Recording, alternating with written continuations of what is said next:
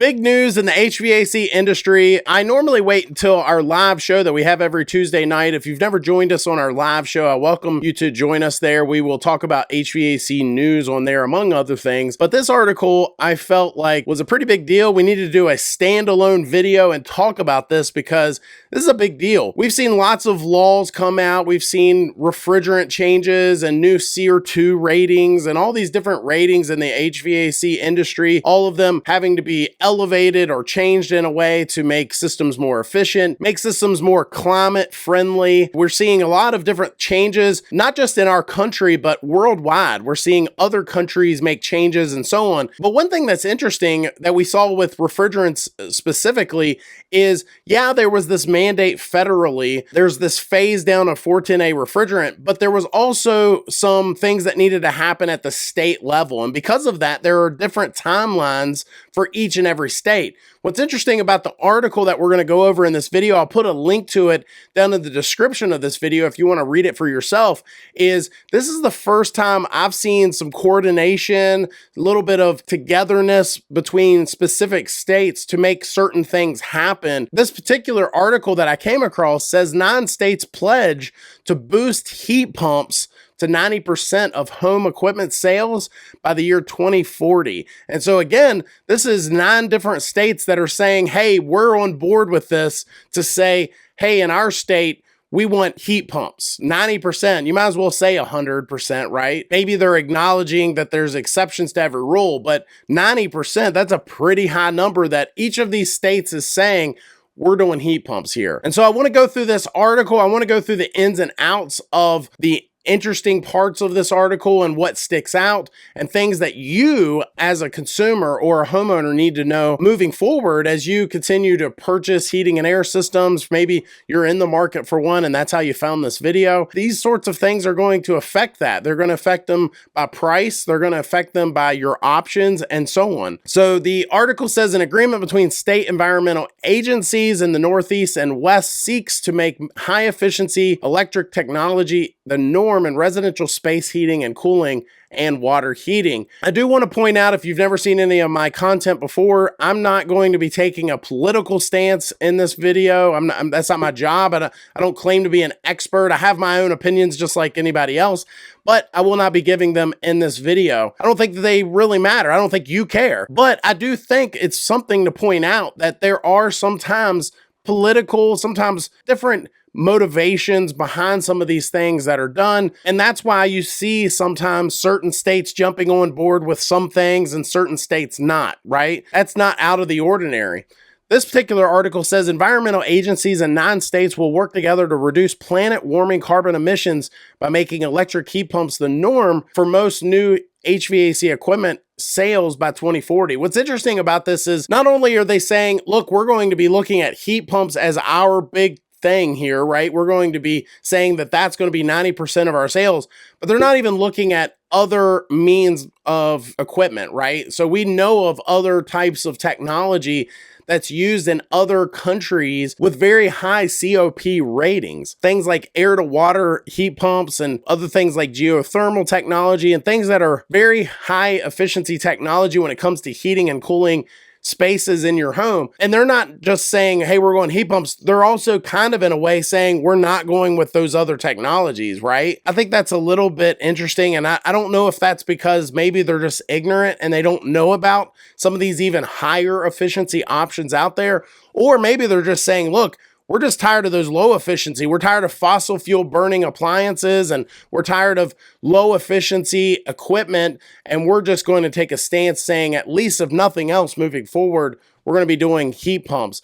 The memorandum of understanding, superheaded by interagency nonprofit Northeast States for Coordinated Air Use Management, that's the actual name of the agency, if you will, was released today and signed by officials in the states. Now, just take note of these states: California, Colorado, Maine, Maryland, Massachusetts, New Jersey, New York, Oregon, and Rhode Island. What's interesting to me about that group of states, again, throwing out politics and all the other hoo-ha, the interesting thing to me is the different types of climates in each of those states, right? I mean, we're talking about California on the West Coast, very mild, And then we go all the way over to Maine, which is very different climate, very cold temperatures.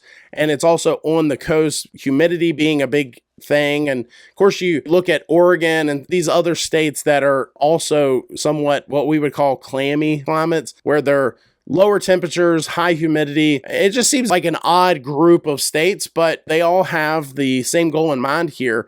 While it is not legally binding and does not commit particular funding, the agreement calls for heat pumps to make up 90% of residential heating, air conditioning, and water heating sales in these states by the year 2040. Would folks make this sort of agreement, or they, stake their flag, if you will, and say, look, this is what we're going to be doing, heat pumps and so on? I do think it's interesting because it's almost like they're saying, look, from now forward for the next 15 years, we're going to be saying, not only are we moving towards that, but we're going to be probably making laws and bills to go through their own state's legislation, particularly to rule other options out, right? If that's their goal, to get to just selling those products, then they're going to have to eliminate the other products in some way, shape, or form, right? An interim of 65% by 2030 is based on last fall's target from the U.S. Climate Alliance, a group of 25 governors, to quadruple their state's heat pump installations to 20 million in the same time frame. I do want to point out, this is not just hey, one side thinks that this is a better way to heat and cool a home, and the other side says, no, this is a better way, whether it's because of actual performance on one side and maybe the other side, actual efficiency, whatever those arguments are. We've talked about on our channel before, and it's also been pointed out in a lot of the other bills and laws that have been made nationally, and that is, heat pumps, there is a little bit of a educational curve. There's a number of folks that if they've never installed heat pumps or they've never, worked on them or repaired them, that they've now got to learn how this all works. So you've got guys that have been doing this for decades and they're considered experts in our industry. They know furnaces and boilers and hydronics, but now you've got them learning a whole new animal, if you will. Are heat pumps new? No, but it may be new to their market. There are guys that have been doing this for decades that have never even laid hands on a heat pump. They're almost kind of a novice all of a sudden. They're almost a beginner, an apprentice, having to learn this new thing and learn how heat pumps work and learn how to diagnose them with metering devices and refrigerant flow and all the different things that those of us that know heat pumps well, that we're very familiar with them, we see them every day, those guys don't. There is something to be considered there. And as a consumer, you may want to take note of that too. That may play a role in your decision making. Do you want to be first in line?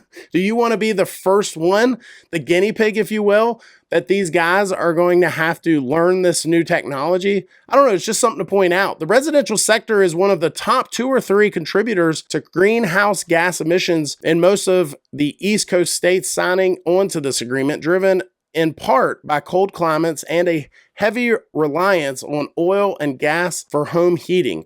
Residential emissions rank far lower in the western states participating. A lady named Emily Levin, she's a senior policy advisor. She talks about how they're going to help residents replace fossil-fired HVAC and water heating systems. She says, quote, "You may only get one more crack at these buildings between now and the year 2050 because these are long-lived pieces of equipment. They can last 10 or 20 years," she said. So we really can't miss our opportunity. So they're saying, look, we've got a window of time here, and that's why we're shooting, to get this done. It says this could include adapting or building on each other's approaches. Levin highlighted Maine and California as having successful models for consumer outreach and heat pump market coordination, and said Maryland has shown strong impact and ambition around clean building performance standards. Maine, which relies more on heating oil than any other state, is among participants with existing heat pump goals in their climate plans. The state surpassed its initial target, 100,000 installations by the year 2025 last year, and now aims to install 175,000 more heat pumps by the year 2027. So Maine is obviously pushing hard for this. I did not know that they use more heating oil than any other state, but that makes sense. They're probably one of the coldest states in comparison. So let me just say this. I think that Number one, we've done other videos talking about how a lot of legislation nationally has taken aim at furnaces. We've seen some states go so far as to say, look, we want to ban low efficiency furnaces by this year. And they're moving towards this electrification process that we're seeing some of the manufacturers also move in that direction with the product offerings and trying to offer better options for folks in colder climates, having heat pump systems that can still provide heat at very low temperatures without a backup heat source.